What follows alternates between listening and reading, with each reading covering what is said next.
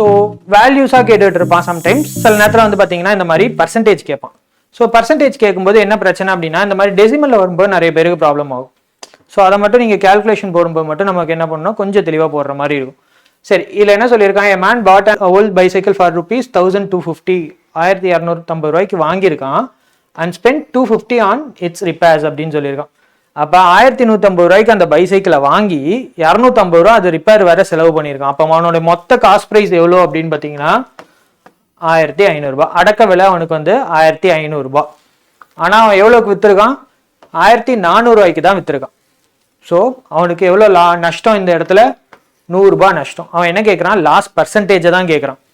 So loss percentage அப்படின்றது அவனுடைய நஷ்டம் எவ்வளோ அப்படின்றத எதால் டிவைட் பண்ணுறோம், அதோட காஸ்ட் ப்ரைஸால் டிவைட் பண்ணி 100ஆல் மல்டிப்ளை பண்ண போகிறோம். ஸோ 6.67 6.666 போயிட்டே இருக்கும். தட் இஸ் 6.67 ரவுண்ட் ஆஃப் பண்ணிக்கலாம். ஓகேவா? இன்கேஸ் இங்கே 6.66 கொடுத்துருந்தா ஆப்வியஸாக நம்ம அந்த ஆப்ஷன் தான் சூஸ் பண்ணி ஆகணும், வேற வழியே கிடையாது. ஓகேவா? இவன் இங்கே கொடுக்கும்போதே என்ன பண்ணிட்டான், 6.67 ரவுண்ட் ஆஃப் பண்ணிட்டான். ஸோ அதனால we have to choose 6.67.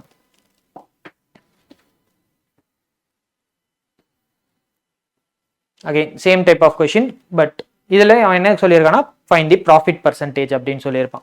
ஓகேங்களா? ஒரு அவன் என்ன பண்ணியிருக்கான், 2 லட்ச ரூபாய்க்கு கார் வாங்கி 50,000 ரூபா அந்த இதில் ஸ்பெண்ட் பண்ணியிருக்கான். அதுக்கப்புறம் 3 லட்ச ரூபாய்க்கு விற்றுருக்கான். அப்போ என்ன ப்ராஃபிட் பர்சன்டேஜ் மட்டும் கேட்டிருக்கான். அப்போ 2.5 லட்சம் அவனுடைய அடக்க விலை, 50,000 அவனுடைய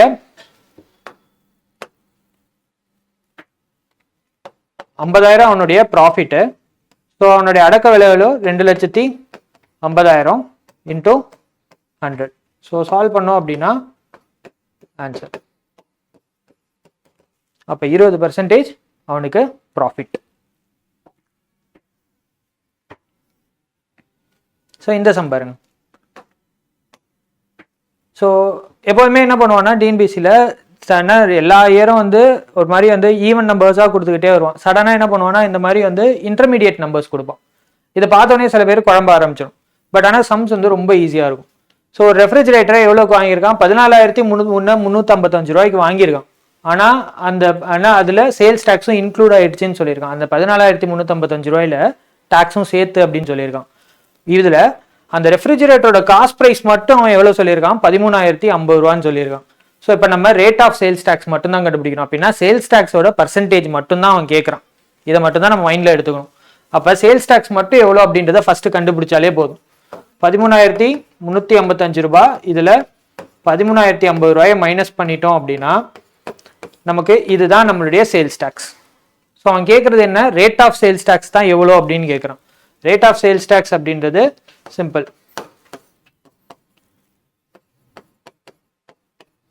10 into 100 கேன்சல் பண்ணீங்கன்னா 10%.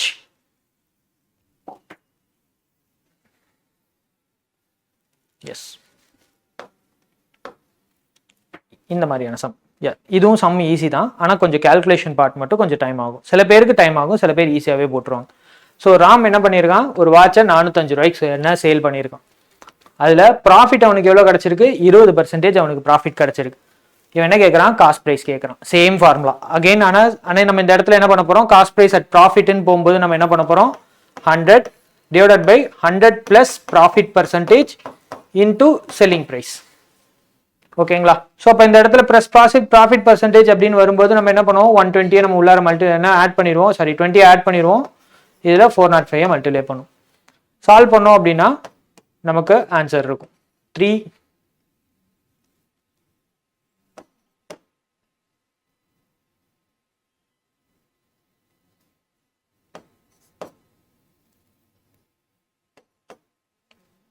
ஸோ 33.75 into 10 அப்படின்னும் போது 337.5 rupees அப்படின்றது தான் நம்மளுடைய டோட்டல் காஸ்ட் ப்ரைஸ்.